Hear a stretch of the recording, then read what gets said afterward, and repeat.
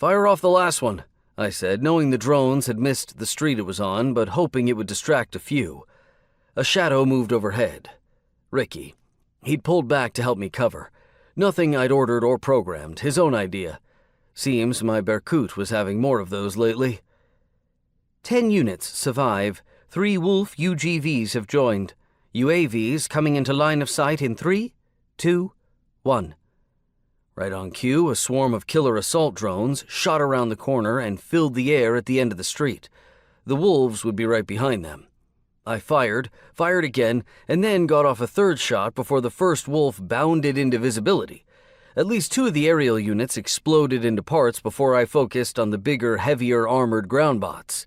Above me, I heard Ricky's onboard 9mm gunfire, its sharp crack a counterpoint to the boom of my 458 SOCOM. Suppressors were off, noise reduction now pointless, and the concussive blast from my rifle and Ricky's gun brushed the skin of my face with every shot.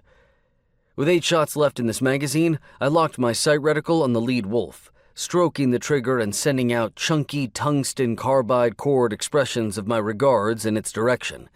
2 rounds on number 1 dropped it, but the second wolf leaped to the top of a decaying Volkswagen Jetta, metal talons tearing the automotive sheet metal like paper. That car happened to be the place one of my last MSLAMs had scuttled under. The MSLAM exploded, the bot sending its explosively formed projectiles straight up through the car body. There must have been some fumes left in the tank because the result was impressive.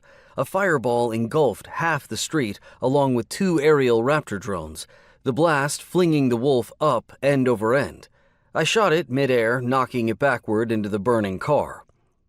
The last wolf and what looked like 5 Raptors burst out of the smoke and carnage, the wolf leaping up onto the face of a house, actually turning and running sideways for 20 feet along the clapboarded side of the building before twisting back to hit the front lawn of the next house. It took me a nerve-rattling 3 shots to fully tag it and take it out. Ricky had winnowed the aerial units down to 3, and between us, we took them down. 15 more UAVs inbound from the east, west, and south. Kestrel 1 has successfully destroyed one of the 3 aerials in our path. Kestrel 2 was destroyed by the other 2 drones, but managed to damage 1. The ground units still approach, a Leopard and a Tiger unit.